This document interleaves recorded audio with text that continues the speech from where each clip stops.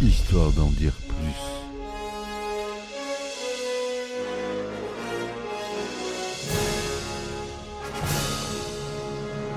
Eh ben attendez, on est en France. Allez, cul sec. Hop.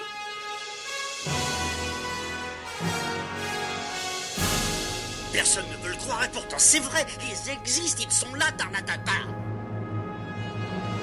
Non. Il faut qu'on pète.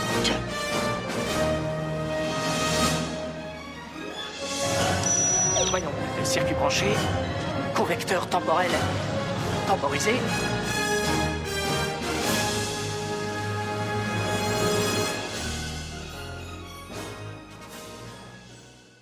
Bonjour, bienvenue sur Histoire d'en dire plus.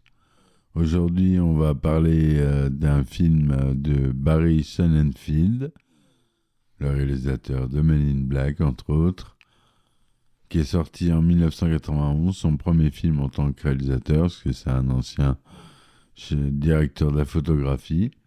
C'est Monsieur Barry Sonnenfeld, donc. Et c'est La Famille Adams qu'on va aborder aujourd'hui comme film sorti en 91. Allez, c'est parti mon kiki. Donc c'est un classique cinématographique pour les amateurs du bizarre et du macabre.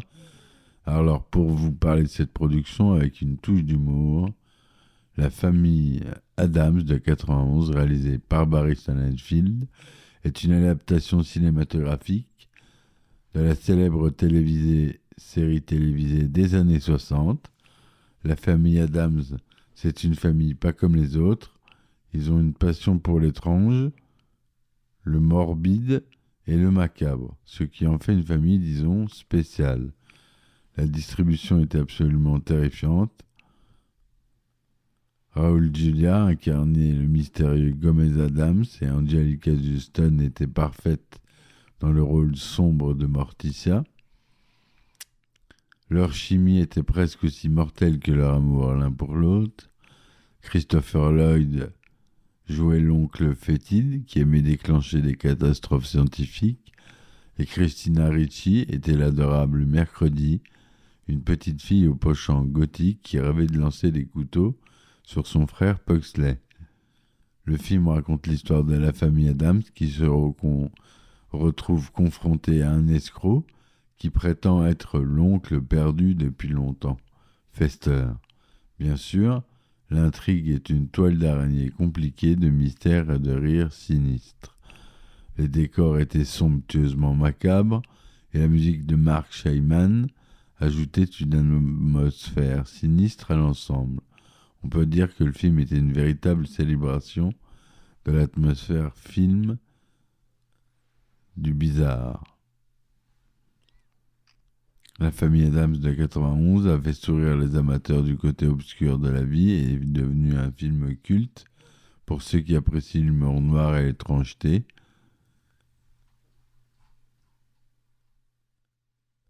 L'idée de faire un film sur la famille Adams était en gestation depuis un certain temps et le projet a passé des années dans le monde des développements lugubres, de scénariste en scénariste, de production en production, avant de voir le jour.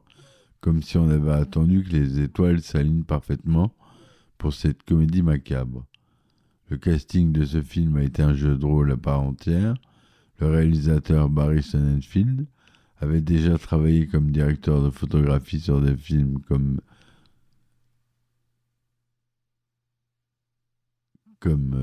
Misery, je cherchais le mot. Il a dû convaincre les studios qu'il était le metteur en scène idéal pour cette étrange famille. La transformation des acteurs en membres de la famille Adam était un processus long et laborieux. Les maquillages et les costumes ont parfois pris des heures à appliquer, ce qui est devenu un véritable rituel macabre pour les acteurs. La demeure des Adams était d'une création impressionnante, pleine de détails macabres. Le décorateur Ken Adam, qui avait déjà travaillé sur le film James Bond, a conçu cette mission d'épouvante, inspirée du travail de l'artiste Charles Adams. Les effets spéciaux de l'époque étaient tout sauf numériques. Les cheveux en flammes du cousin machin, la main coupée, la chose, et bien d'autres éléments ont nécessité des techniques de maquillage et d'effets pratiques, donc des SFX, au contraire des VFX, qui sont des effets visuels, pour donner vie à ces créatures bizarres. La musique du film, on l'a dit, a été composée par Mike Shaiman, qui a créé une bande originale mémorable pour accompagner l'atmosphère étrange du film. C'était comme une symphonie pour les esprits tordus. À sa sortie, le film est devenu un film culte pour ceux qui aiment leur humour à la fois sombre et excentrique. Il a capturé l'esprit de la bande dessinée originale de Charles Addams et l'a transporté sur grand écran de manière à la fois hilarante et dérangeante. En somme, la production de la famille Addams a été une danse macabre de créativité, d'excentricité et de passion pour l'étrange.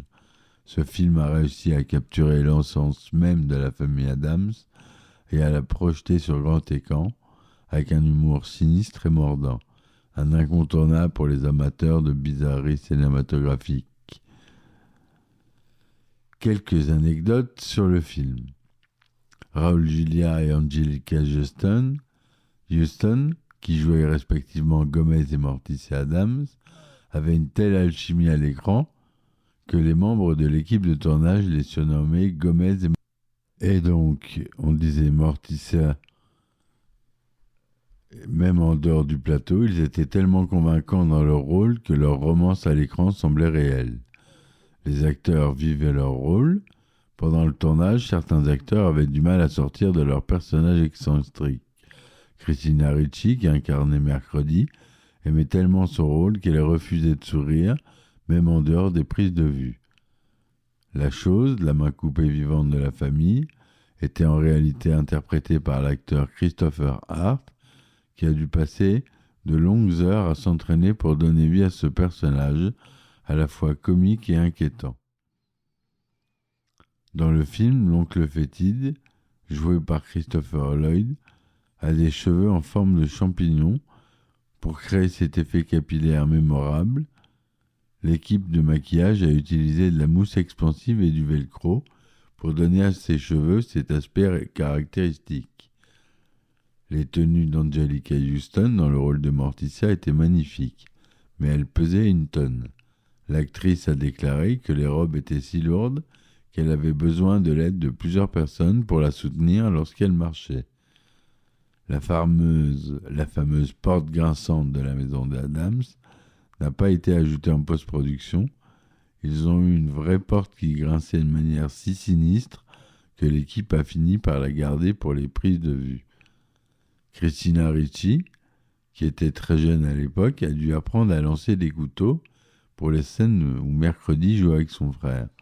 Heureusement, personne n'a été blessé lors du tournage, mais cela ajoute une touche d'humour noir à son personnage. Voilà ce que je voulais vous dire sur ce film classique, un grand classique du genre, à voir et à revoir. Même le 2 est très bon. Un peu moins bon, mais très bon aussi. Toujours de Barry Sonnenfeld, me semble-t-il. Je veux pas dire de bêtises. Et voilà. Donc, si ma chronique vous a plu, n'hésitez pas à me soutenir sur mes plateformes telles que Ulule, Patreon, Tipeee, que je mets en lien dans la description du podcast avec le petit descriptif. Voilà mes amis, je vous dis merci de m'avoir écouté. À très vite pour un nouvel épisode. Et ciao ciao. Histoire d'en dire plus.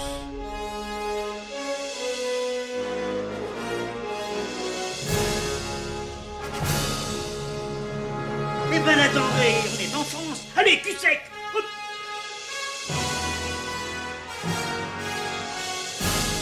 Personne ne peut le croire et pourtant c'est vrai, ils existent, ils sont là, Tarnatata.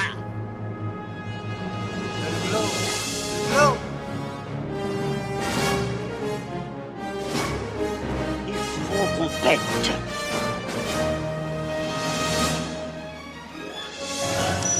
Voyons, circuit branché, convecteur temporel temporisé,